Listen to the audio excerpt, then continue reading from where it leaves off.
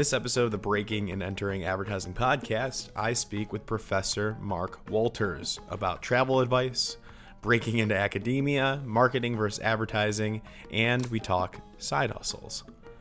Mark Wolters is a teaching associate professor at the University of Illinois at Urbana-Champaign. He specializes in all things marketing.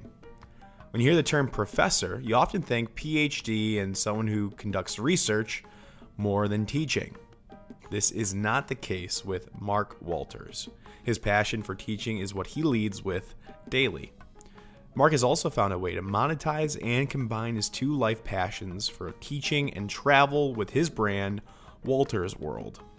Wolters World is his travel brand that has over 800,000 subscribers on YouTube, 17,000 followers on Instagram, and over 49,000 followers on Facebook. Probably more by the time we post.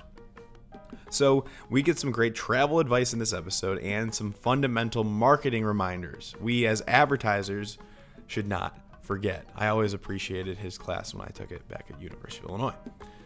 Mark has a separate YouTube channel though, which might be of interest to you, which is called Professor Wolters, with an O, with over 15,000 subscribers that has years of marketing lectures on it for free to watch. I recommend you check those out. And we'll link to all of these channels and recommended resources on our Instagram at Breaking and Entering Pod. On Instagram at Breaking and Entering Pod. All one word. So he has really engaging content, and he made learning a pleasure, and still does today for all of his lucky students. So I'm excited for you to learn from him too. And as usual, this episode is supported by the Chicago Portfolio School. They're a one-year portfolio school option, really designed for anybody interested in copywriting, art direction, strategy, and now sports marketing. They've helped hundreds, maybe thousands of people break into advertising at agencies and brands. So go check them out at chicagoportfolioschool.com. Now on with the show. This is the Breaking and Entering Advertising podcast, and as usual, I'm your accomplice, Gino Schellenberger. Kick it, Mikey.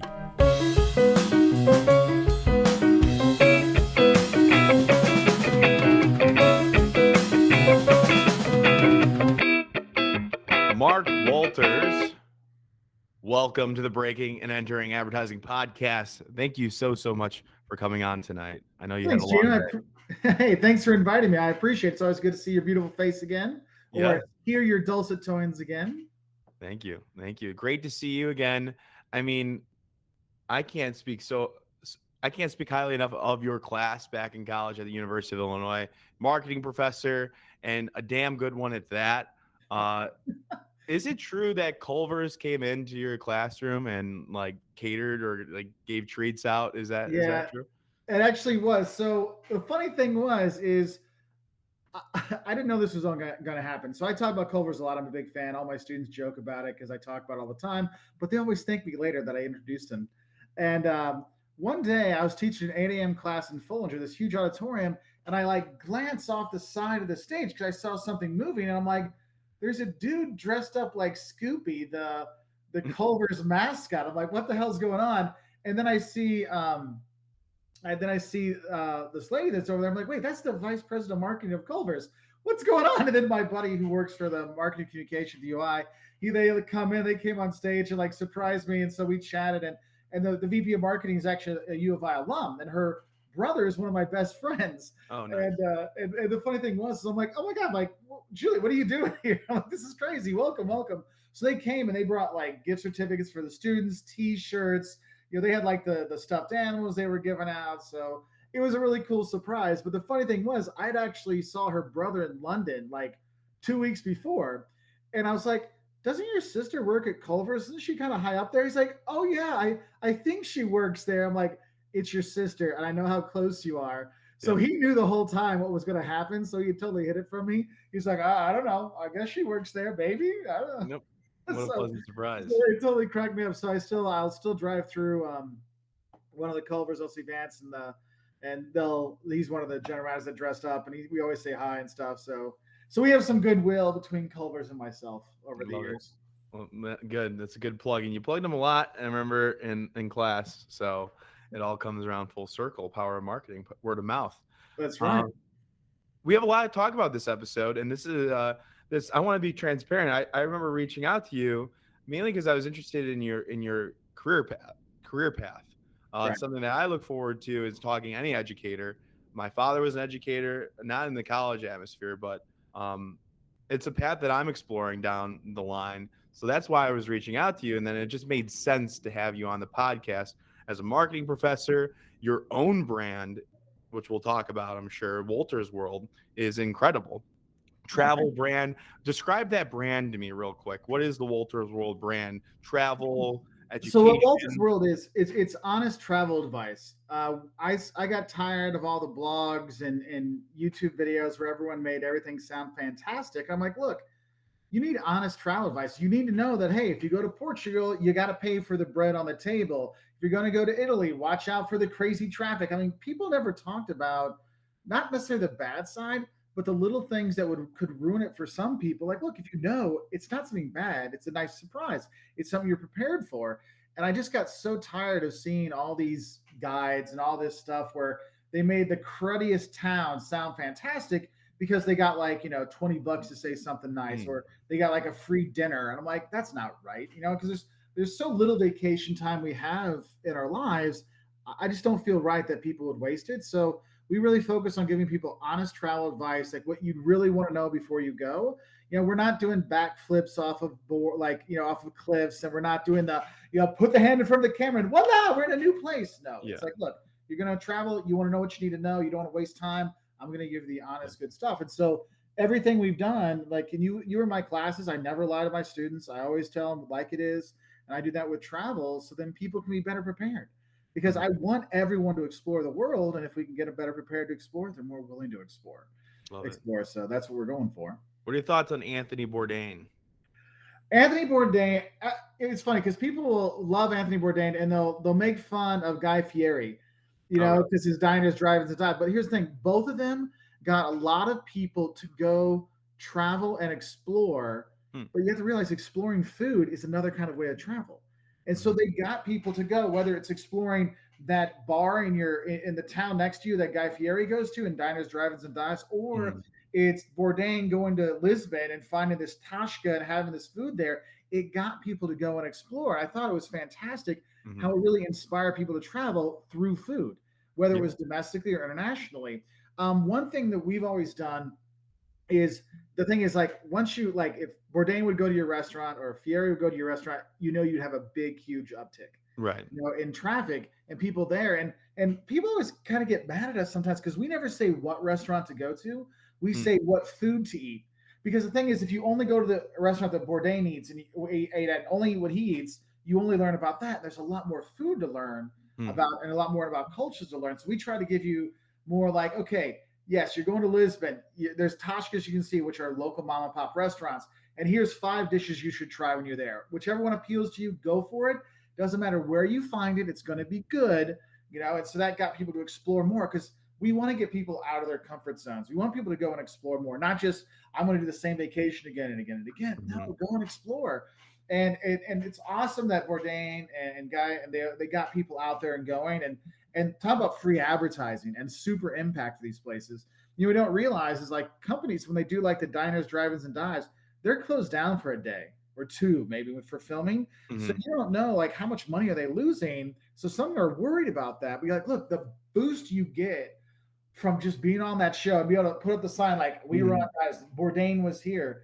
The financial value of that is significantly more than one day of sales. Oh yeah, absolutely. And the owners definitely recognize that with Oh yeah, especially those fans. Yeah.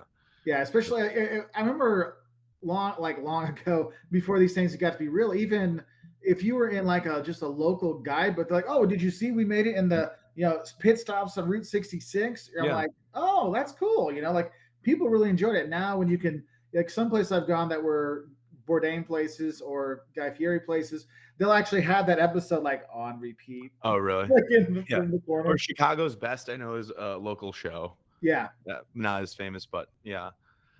yeah, It's so interesting, and I think the way you've built the brand Wolters World and been able to market it shows like you're a professor of practice. yeah. And not many professors, have a PhD like you do, and they have a working consulting business or a brand, or they've worked in the field. So you have this high level, and you're very high achieving in Walter's world. Obviously, it's done very well, and you can go check that out. We'll link it all that, but it's very rare to see a professor with a PhD find success in their side hustles or in Yeah. business. So how did that all come to like fruition? Well, one of the things is any job you have, whether it's advertising, marketing, academia, you gotta have a hobby because you can't let your job be your end all be all everything because then it's too much. So you got to have hobbies. So my hobby's always been traveling, and I love education. So it's like, oh, I'm like educating people while I travel. So it's like my two favorite things put together. It's like chocolate and peanut butter, perfect. You Yep. know, and so when I started doing it, it just kind of really clicked, and I'm thinking, this is something I really like doing. This is something I can help, but it's something I can do that's getting me not thinking about the professor stuff, right? So it gave me another outlet. And over time, what professors, a lot of professors, I mean, their big job is they have to publish research, Right. and the thing is that's the tenure track stuff. I am a professor of practice, or I'm teaching associate teaching professor, Okay. so I focus more on teaching. So I don't have to publish as much, so I can focus on teaching classes. So I'll teach 2 or 3 times more classes than a typical professor was because I just Mhm. teach more. I love it, and they hey, you want to teach another class? Yes, I love it. But Mhm. also, I saw that for me to help people learn marketing more, I want to help my students most. Gina, I mean, you're my student. I love my students. I said it in class. It was probably weird when you heard it, but I meant it. Like my students drive me to get me up in the morning, get me to work hard, and I had that, and I'm like, I want to help more people. And so then I started making. I had the travel videos already, and then I started making marketing videos to help out because I saw that students sometimes they're hungover and don't make it to class, and Mhm. sometimes you're sick. I mean, right now with COVID, I have students every week that are like, hey, I tested positive. I can't come to class for 2 weeks. Hey, I don't want you to miss this stuff. Here's videos out there. And so I started making the marketing videos as well on my Professor Wolters channel. And now I have professors all over the world that use our videos in their classes. They're like, hey, I Yeah. can't talk today. So you watch this. I mean, I have one of my students, I don't know if Ryan was back in your day, but one of my old students, he's doing his MBA at Rice. And he's like, Hmm. Mark, they're using your videos at Rice. I'm like, well, Rice didn't tell me, but that's cool. Yeah. And so it's like I get to help people out. And though I'm not publishing in big journals, when I do go to conferences, I have professors that come up to me and they're like, hey, thank you. Your videos saved my butt because I didn't know how to explain this right. My students weren't getting it. I put your video out there and they got it. I'm like, hey, I'm glad I can help Great. out. So Yeah, and to reiterate, these are not just your travel videos. We're not talking about travel videos. We're yeah, talking about your no, lecture videos, yeah, which was so great. I mean, this was pre-COVID. yeah. You were already ahead of that virtual Yeah, learning curve. yeah. So because here's my thing. It's like I started doing business videos and lecture videos in 2009, 2000. No, nine was when Walter's World started. So that would have been 2008, Okay. 2007, 2008. I So started you making started this. with the lecture videos. Yeah, I started with those, Okay. and well, it was a mix of stuff, but it was I started making videos because I was teaching in Portugal, and not everyone was a native speaker. So I'm like, look, I want to make sure my students get the main stuff. I was teaching a strategy course, so I was making strategy videos. Like, here's the 10 topics that might show up on the essay exam. Here's my lecture on it. So I'd make the videos so students could listen. YouTube lets you slow it down, so in case your English wasn't very good, Hmm. they could learn that way. And so I started with that, and then over time, I started making more and more. And I remember talking to one of my best friends at work, Professor Nehemiah Scott. He's a supply chain awesome guy. And I remember like from probably 2018, I'm like, dude, you got to make videos. Dude, you got to make videos. 2009, dude, you got to make videos. Then 2020 hits, and like I have almost everything is filmed for my class already. And he's like, I should have listened to you. I'm like, I told you. Yeah. So then when COVID hit, I had all this material already ready. So I'm like, look, y'all, we're all going through a lot here with COVID. Mhm. Like having a live lecture, I mean, I had students that were telling me like there were professors that would use their phone and it would just like show up their nose and the slides because they didn't know what they Oh. were doing. And the students were like, thank you. You actually had videos that were made for online education, not just someone standing in front of a whiteboard writing Mhm. stuff, writing stuff down, but it's actually delivered in that way. And so I've really focused on online education. I mean, my thing is I'm not publishing in Journal of Marketing, but I am. We have almost 200 million views in all of our channels. And I'm like, that's Right. 200 million things that people watch, content that people took Yeah. in from me that I could help educate them. And that's fantastic. So for me, that is impactful. Absolutely. And you've been recognized from the University of Illinois. You've been Yeah. recognized by institutions. Yeah. Yeah. The So University of Illinois, I was blessed. I won the Student Senate Award for teaching from the students. I've won my department award. I won the College of Business Alumni Association Teaching Award. Last year, I was named as Poets and Quants, one of the top 50 undergraduate business professors in the world. nice. So yeah, and the thing is probably my favorite one is the one that students voted on because there's no politics in that. That's just students going, "Dude's a great teacher." I'm like, "Thank you." Like, what else can Yeah. you say? I mean, like, "Thank you." You know, I love it. I because love it. students don't mess around. Students like those forums they film at the end of the semester. They don't hold back, good or bad. Yeah. Yeah. What are those called again? The ISIS forums. ISIS forms. Yeah. Yeah. Absolutely. So yeah, but you've proven, you've been recognized and you've built a brand. So but you said you're a professor of practice. Now, for my knowledge, because we're breaking into academia here, uh, can you drop the difference between an adjunct lecturer, senior lecturer at University of Illinois? I know you could speak of. Yeah. And is it pretty universal all around? How does that system work So in the it college breaks it breaks into two main groups. The titles would be different, but you have what are atmosphere? called tenure track positions. That is, you start as an assistant professor, and then after 6 years, something like that, you go for tenure. And tenure is when they can't fire you.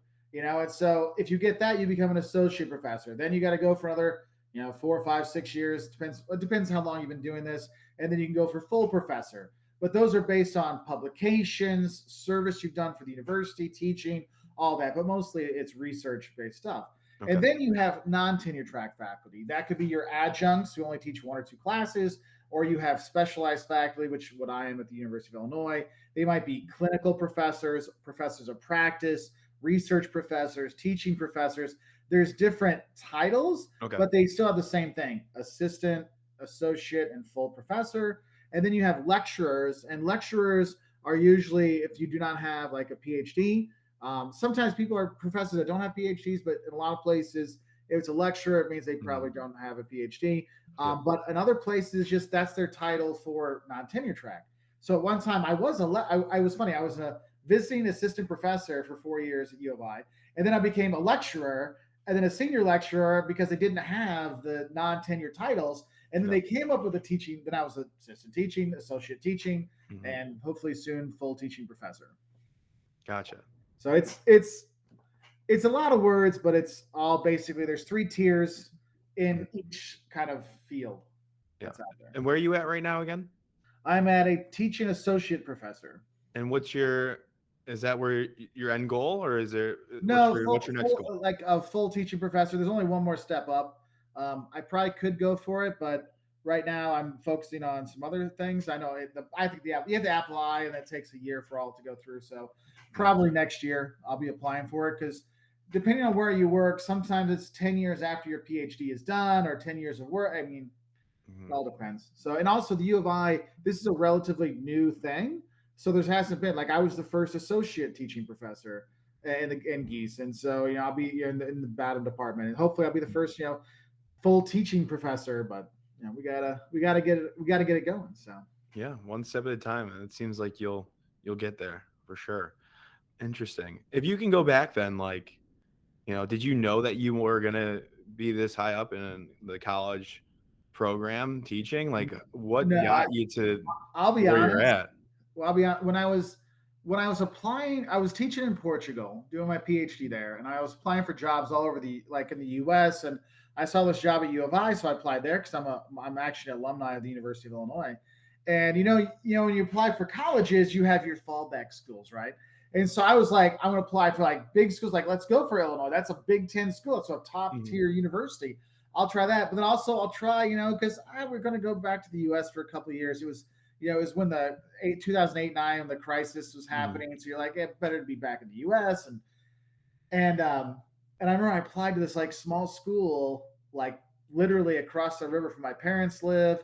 I knew like my old boss was like their like treasurer on the board of directors. So I'm like, oh, that'll be my fallback. Like if I can't, I'm sure I'll get something there. They're the first people that bonged me. They're like, nope, Oh. we have too high standards. I'm like, I don't think I'm that bad, you know? What were you applying for again? I was applying for just like a teaching position Oh, okay. at a So you university. always knew you wanted to get into teaching. This was okay. Well, I knew I wanted to get into teaching after I taught in Lithuania for a few years.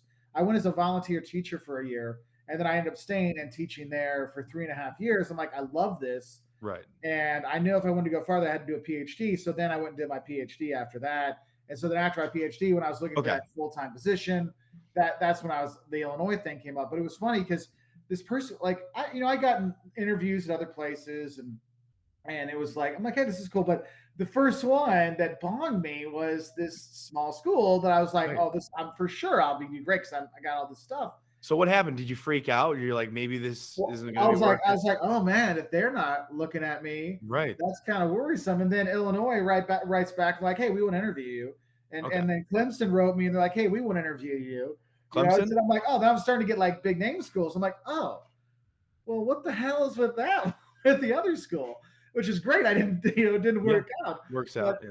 then, I interviewed at Illinois, and I got in here, and it's worked out great. I mean, I've had fantastic students, and won all kinds of teaching awards, and it's been nice to try to help the university improve, and it's been fun to all these changes. But it was like you're worried, like, where am I going to go? It's kind of like when you apply for colleges, like I was saying, you're like, I don't know where I'm going to go, and you get bonged by one school, you're like, oh man, I got bonged by them. Who else is going to bong me? And then you get Right. into like better schools, and you're like, what? How? What? It doesn't always make sense.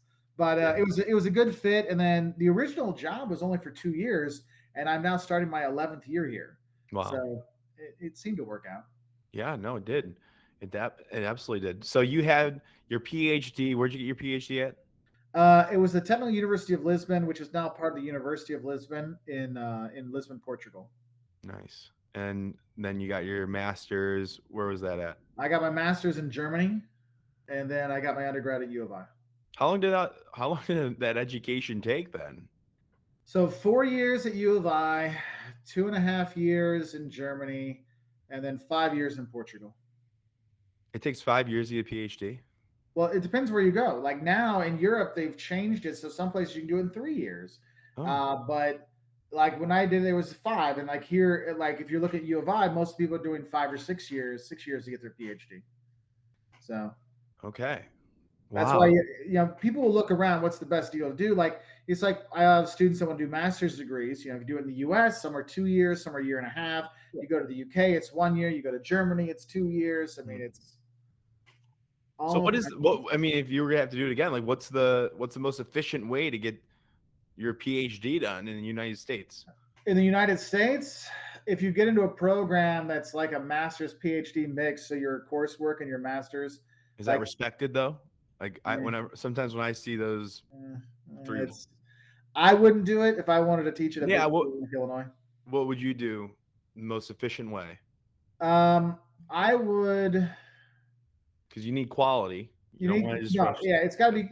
Go to the best school you can for your master's, then try to get into your best PhD program you can get, because that will open a lot more doors in terms of the job prospects at the end.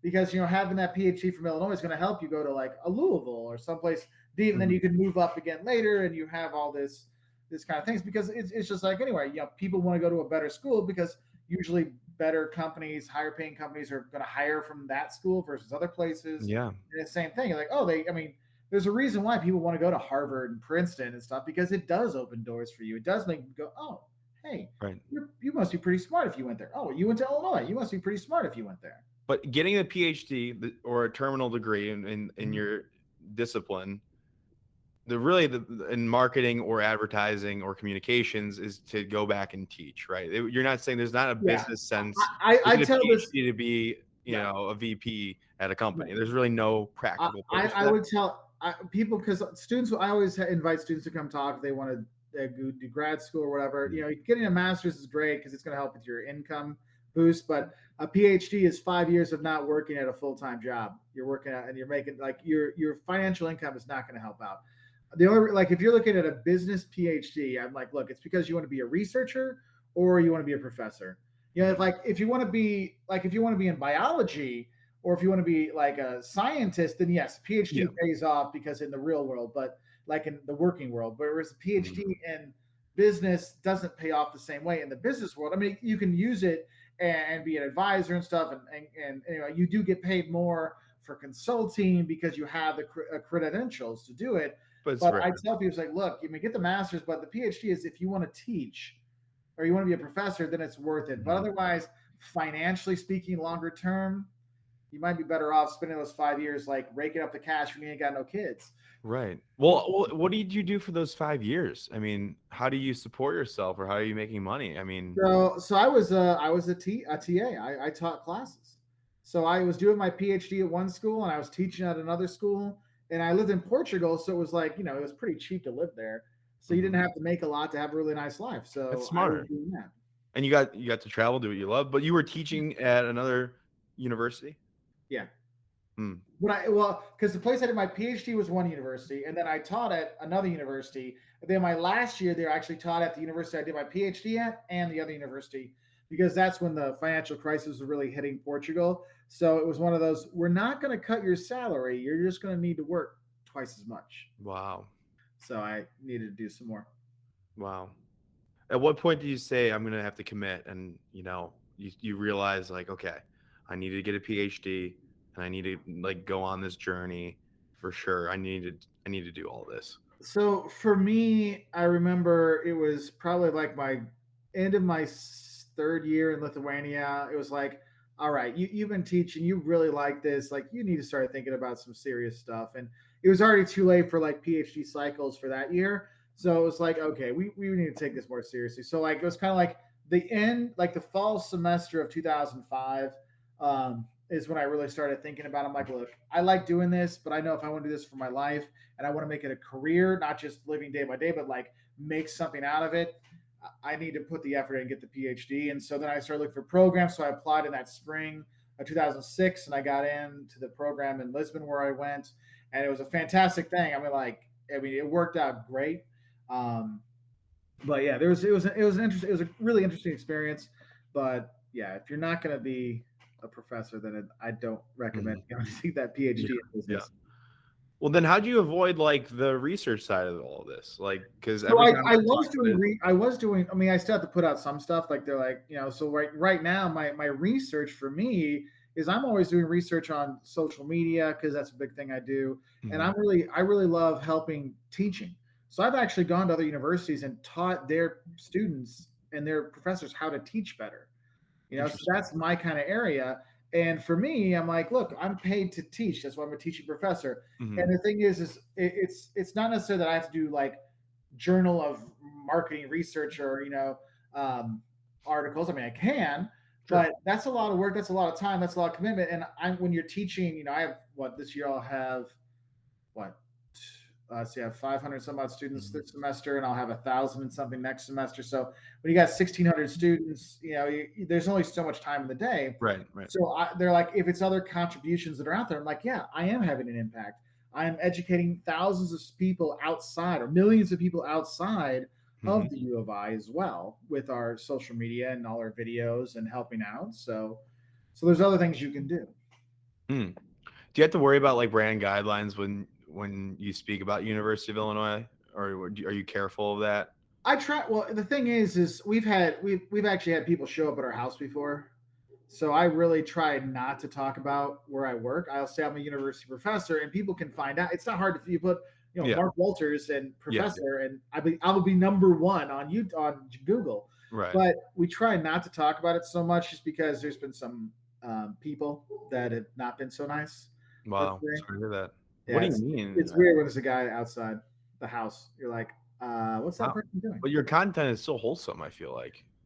Dude, there's crazy people out there. Mm. There are crazy people out there, but yeah, That's my, just the life. my That's the dog is going content life. crazy. Create content, and sometimes that's the trade off. Yep. And the thing is, though, I mean, nothing bad happened out of it. There's been a Mm. few things that were a little like back when we first started, we used to get death threats, and they're like YouTube's done much better with their kind of like filters and stuff. So like the threats have gone down, like people threatening my wife and my kids and stuff. And I'm like, because I said there's dog poop on the streets in Paris, I'm like, that's not bad. And I remember there was a time when I was doing Germany content, and I was like, literally, I'd be filming and I'm like looking around because it was getting kind of bad.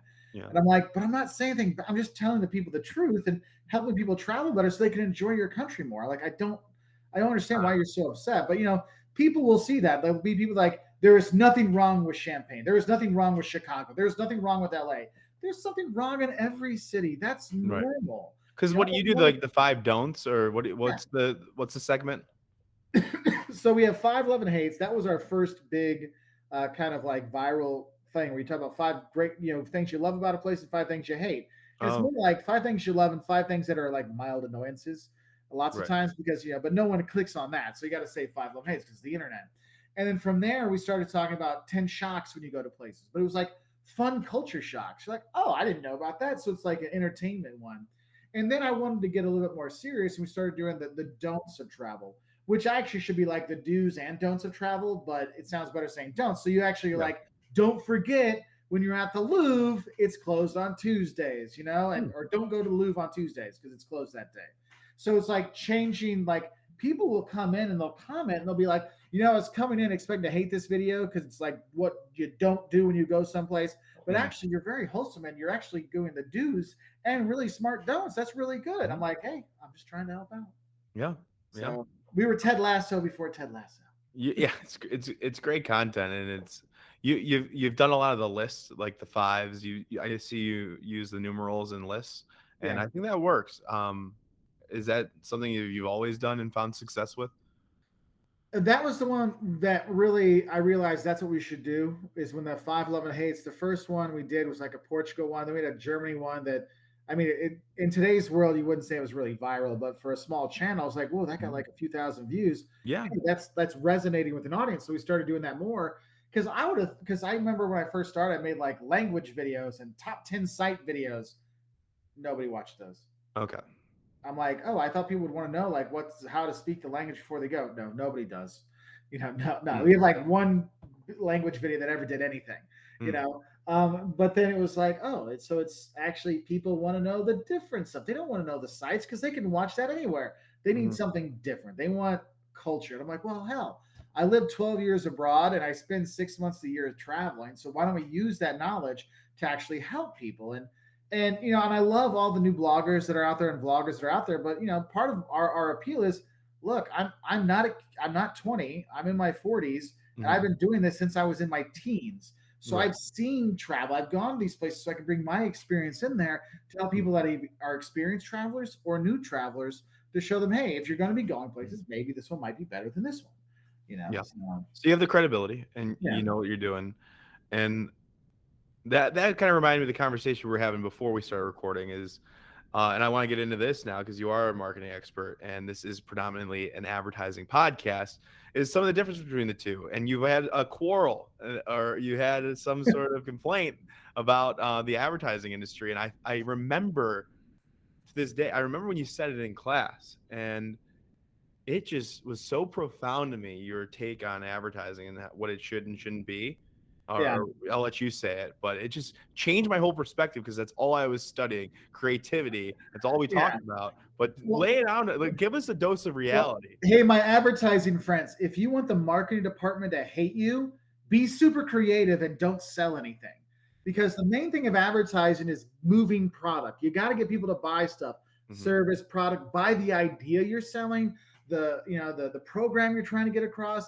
You got to get people to buy it because mhm, your creativity is fantastic, but your Clio award does not mhm. sell products. We got to make sure we're making sure we're looking at that product. That's why advertising students always have to take probably at least one marketing class Yep. because you want to know, like, hey, you know what, if I'm selling something, maybe it's not in every ad, but like, what's the product, who's it for, where can I buy it, when Yep. is it, if it's an event, what is it, because a confused customer doesn't buy. It may look cool in the ad and it might look cool on your computer, but if someone's scrolling by like, what's that, they're not going to click some random link anymore. It doesn't work that way. So Mhm, you got to make sure you're thinking about, hey, is there a value proposition we're getting across here? Well, yep. and it could be it's a cool design. Yet Mhm, use your creativity to highlight that design, mhm, highlight that value that it creates. That's going to be really impactful. And then people buy the product. And you know what? Clio awards are great, but they're not going to pay the bills if you're not selling products, because people will go back to the people that are helping them sell product. Right. Right. I love that. I love all that. Let's break that down a little bit.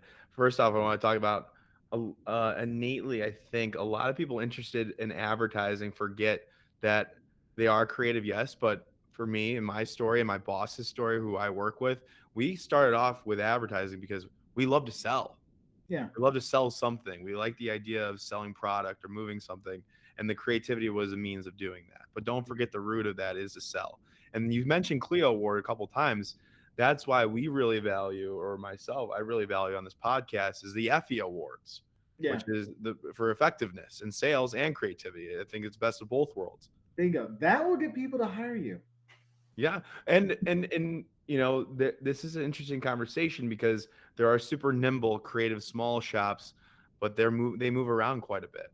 There are larger shops that sell more, and it's a battle between selling and servicing versus creativity. So, Yeah. and the And one you want to have example, creativity. I don't want people to not be creative, because that's the thing that gets people to notice the ad. of But let's course. not forget that we still need to sell something. Well, my industry, we live in such a bubble where it's like the creativity is all that matters. But then, it's the battle of the moldy Whopper from Burger King. I don't know if you recall, versus the when McDonald's did the Travis Scott burger. Yeah. Travis Scott burger, dumb. We don't like celebrity endorsements. We try to stay away from that. We call that a cliche. That's a cop out. However, it sold so many burgers Oh, I compared to the don't moldy do. My Whopper, which my is son, we were in, I think, South Dakota, and we got the Travis Scott burger. exactly. And Did you like, buy the moldy Whopper? Did you go to Burger King like, oh, that moldy Whopper looks delicious? But it was one of the most awarded creative commercials yeah, executions. So yeah, that's the battle. yeah. But you know what? Travis Scott's got people to buy some stuff. That's why you see. And now you look. You go to Popeyes. They have what's her name? There's a new sauce they have Mm, that goes on their chicken sandwich. It's like, look, mhm. hey, a celebrity thing. Yeah, Because it can work, but yeah, it's just like anything. You do it too many times, it's not effective of anymore. course, So. of course, yeah. But I love that. I love that dose of reality is we're here to sell, and it needs to be effective. Yeah, So and the thing is, it's tough sometimes, because when you are very creative, you feel like, but I'm sacrificing my creativity, I'm sacrificing my soul. But in the end of the day, like, your client is your boss. You may think, well, I'm an independent, I'm a freelancer. No, you're not. You are your client. Your client is your boss. I mean, I'm an entrepreneur myself. I still have to mhm. answer to my clients, the people Yeah, that watch our videos and buy our books and all our stuff. Like, I still have to deliver for them. As much hmm as I feel like, oh, I'm on my own. No, when I finish this, I'm going to be back editing videos and yep, putting together a new book, so I can, get it out there for those clients, because you know what? No one else is going to get me to do it. Like, I got to yeah. get it done. Oh, I respect that. I really respect that hustle, and I remember the branding of Walter's World, and I was like, I want to build something very similar to that in my own passion. So Cool. I definitely am inspired by you. What are my You're not last? even in the grade to get it anymore, so it's not. Yeah. Uh, what are you most of your like? I want to know like what are the most of your students like? What do they go into when it- like what are the marketing entry level jobs that you've noticed people are reaching out and say, "Hey, Mark, I got this." So a lot of brand managers, or like assistant brand managers, a lot of sales, digital marketing, social media. Social media has really picked up lately. Hmm Data analytics, man. Gino, since you've left, I mean, data analytics is everywhere. Every bit, like marketing, we've got two analytics courses. Yeah. The core business now is, they got rid of two of the econ classes and put in data analytics courses. Right. There's data analytics certificates. ISIT Is it is booming. within Geese or Within Gies, yeah. I know the College of Media has got the brand hub and they're trying to they're talking like they have the CS computer science plus advertising Yeah. uh, route now on the other Yep. side of things. And that is 100%. I know that is all from that, because you'll Mhm. have the advertising plus DS probably eventually, which is the data, or the, yeah, Yeah. data. Yeah. So yeah, like the what you're saying. CS, yeah. Yeah. So So you're seeing a lot more data. What's an entry level role in data analytics? you'd be a data analyst, or Yeah. I mean, basically, it's the old market researcher. Like they just Mhm. changed the name. Like, oh, it's data analytics. I'm like, actually, it's just marketing research. We just have so much more data now because all those times people click on their phones. Yes, I accept your terms of agreement, and Yeah. you get all Okay. that information on people. So, You know, a real good job that's super safe is getting into computer science or computer engineering. That's dude, always the ISIT at U of I what does that think stand they for? doubled the number of students in their degree program. And it's not just bad. You're getting a lot of accounting people that will double major in ISIT, What does finance, that stand for? information systems, information technology. Okay. It's the business computer science stuff. Sure. Okay. So I mean, it's incredible. I was like, Mhm. within the last 2 years, I mean, we're talking from like 200 to 500 majors. Wow. Like, just like, whoa, that's huge. Well, yeah. I mean, I'm sure Geese is growing as well, just all around in every other Yeah. area, but that makes sense that more tech focused. All right, what advice do you have for somebody that is looking to break into academia? What advice do you have for someone that's trying to break into travel? Because Okay, I let's say don't travel with much. academia, one thing I would recommend is every paper you write in your master's and any paper you write like in your senior year or your junior year, any of those project papers, try to get it published. Even if it's in a cruddy journal, like a C level journal, D level journal, you at least can prove that I published something. I have something out there so you can start building your publication list. So if Mm, you're going to be going for that job, like, look, I've been publishing for 10 years. I've got something out there.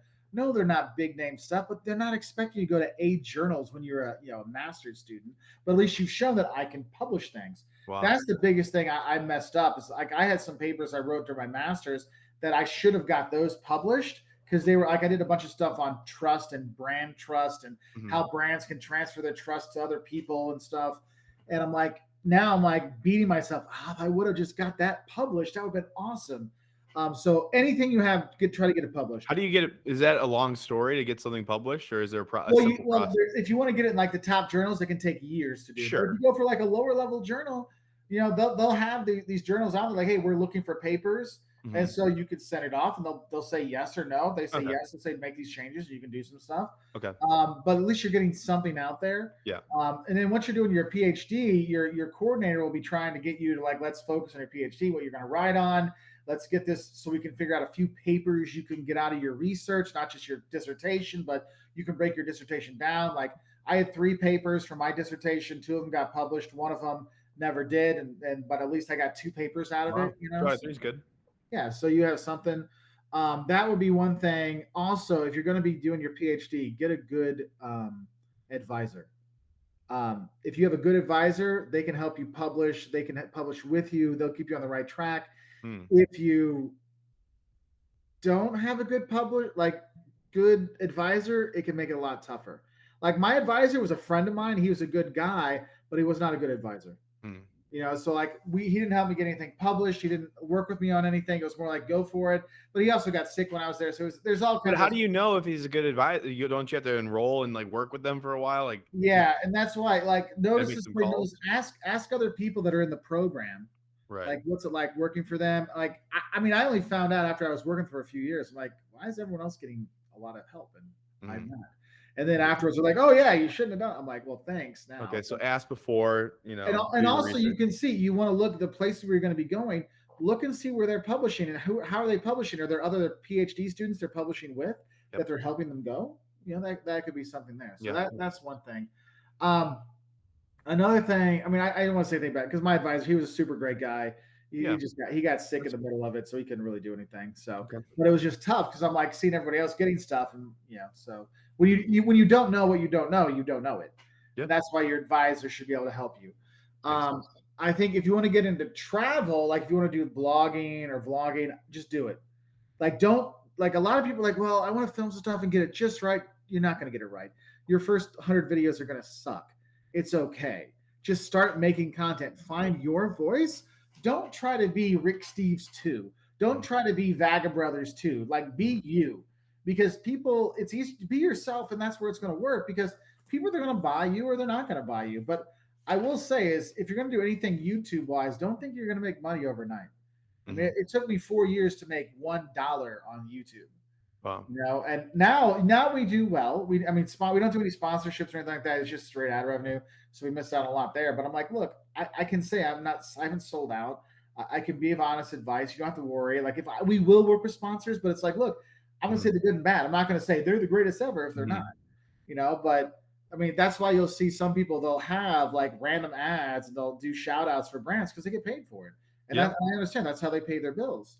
Um, but I will say is like, don't think that travel is going to be the end all be all, because I've been doing travel YouTube since '09, and I say like every 3 to 4 years, there's like a wave of new travel YouTubers that go through, and then they eventually die off, and Mhm. not die, but like they literally like Mhm. just stop making content because it's a lot of work and there's a lot of travel and the editing. You're like, is it really worth it? And so people end up quitting. They have families, or they go into a different niche, or they're like, look, I want to do something else, or I got a real job now. It's one thing when you're 20, 21 and you're traveling the world. Like I always love when they're like, we sold everything to travel the world. I'm like, you sold your PlayStation? Like, You do you didn't have have anything. a house or something? Like, it's a little different than when you're like, if you're 44 and you got two kids and you sold everything, that's a bigger thing than, I had, I cleaned out my room at my parents' house, you know? But Yeah. the thing is, they're still making a sacrifice, and that's cool. Yeah. But I don't think that that's going to be a long term thing. You got to have some kind of plan. You got to have a way to make money, because a lot of these digital nomads, they have a real job, and then they do the travel stuff on the side. Yeah. Look at me. I mean, I'm a relatively successful YouTuber in travel, but my main job is still teaching at a university. Yep. And that's what's. I remember we had a few talks for some TV shows a few years ago, and we got to the like negotiating phase Oh, of what it's nice. going to be worth. But then in the end, I'm like, how am I supposed to survive on that? And everyone told us like, look, you have to keep your day job, even if you're getting one of those huge hit shows. You got to have a real job for like 3 or 4 years before you really start making money on it, because it's not going to be enough. Wow. And when I started seeing like the contract stuff, I'm like, I totally understand now. Yeah. I'm like, Wow. that would not, that would not, that I would make more money working at a minimum wage job. What was the TV show going to be on? Well, it was a TV show that we would have been the main things on the TV show. So for Hmm. that, we would have been the main thing. And then if we would have had other stuff to sell, they would help build up the brand. But Right. Right. it did end up not working out. So Hmm. because then the networks that they were looking at and stuff, like they went away from travel towards other topics. Gotcha. Okay. And that's the thing. A good thing we didn't do it, because then we would have gone all in, and then it would have got canceled anyway. Right. So it worked out. Yeah. Interesting. Gotcha. Well, any other advice that you have? I think this has been great. I have no more questions. I would say, whether if you want to do the YouTube route and the trials, just make the videos, make the content, just do it, do it, do it. You'll get Yeah. better after every single time you learn. Same thing with teaching, and to be like, the more you teach, the better you get at it. Mhm. And don't be afraid to keep learning. Like I go to conferences about how to be a better professor all the time. I go Mhm. to conferences about how to be a better YouTuber all the time. I've been doing it for 12 years on YouTube, 20 years of teaching. I still go, because That's you got impressive. to keep learning. Because if you don't, you get passed by. That's Right. why I'm like, I want to make sure I can keep making good videos for my students. And what are some of the new stuff that's out there? How can I use Discord to talk with my students? Because Twitter is nothing for college students. Instagram is not for college students, and they're on something else. Yeah. And so you got to find better ways to work. Yeah. I mean, that's always something I struggle with. It's like I want to get in a rhythm and I'm complacent, and then I refuse to learn because it's a lot of work, and I get in that route. I get in that habit sometimes. I gotta kick it out. And it's tough to get out of that rut. And Yeah. I think that's one thing for a lot of like, if you're just getting into the industry, you're coming in with usually a lot of the latest knowledge, because you're new and you've come out of college, so they got the new topics coming. And then after a couple of years, the first couple, you're still learning, but then you're like, okay, I'm settled. Yeah. You gotta fight yourself. Like, no, I gotta do something. I gotta keep working at this. Yeah. It's kind of like, after a few years out of college, we all get a little bit chubbier around the cheeks, huh? It's like, you got to force yourself to go to the gym. Yeah. You got to force yourself to get that advertising age and just read through that. Get your Economist magazine, keep up to date on those things. And it's a time sucker, but it's something that pays off for your career. Yeah. I love it. No, that's fantastic advice. It's been great. Well, Mark, that's all I got for you. I will link to all of your because you're Wolters World on all platforms, correct? Yes, sir. And I will link to your. Is it okay if they reach out to you on LinkedIn, or do you prefer going through? How they get whatever social media platform works best for you. Great. Twitter, Instagram, Facebook, LinkedIn. We're at all of them. Mm-hmm. So Mark Wolters or Wolters World. It's Yep, with an O, by the way. So with an don't O. And I will put that all on our Instagram as well, which is at Breaking and Entering Pod. And that's all I got. This has been great, Mark. Thank you again, and have a fantastic night. Thanks, Gino. I appreciate the invitation. Have a great one.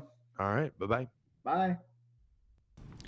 Did you hear anything on this episode about a job you'd like to have someday, soon, in advertising, strategy, design? The kind of job where you use your brain and your creativity? If you did, chances are a portfolio can really help you get that job. That's where Chicago Portfolio School comes in. They have programs and classes that help you show off your thinking and get you the job you want. So visit them at chicagoportfolio.com. And if you drop my name, Gino, into the chat box, they'll send you more info and a cool Sharpie. Or just some more info. You can decide that. Thanks. Thank you so much for listening to this entire episode of the Breaking and Entering Advertising podcast. If you like what you heard, it would mean a lot to us and help us grow and get better guests and better break-ins if you can go to Apple Podcasts and leave us 5 stars and a small review if you have the time. Be sure to connect with our guests if you like what they said by going to our Instagram at Breaking and Entering Pod. That's all one word, Breaking and Entering Pod on Instagram. We have links to their portfolios and their LinkedIn, and they want to connect, so do that. And thank yous. Thank you to Mikey Malarkey, our audio engineer, and Buchan Zhang, our creative director. Can't do without you two, and a team from the University of Illinois. It's a student team from the agency called AdBuzz. They're a PR agency, and it's been a pleasure working with them. Thank you all so much, and we will see you next week with another amazing guest.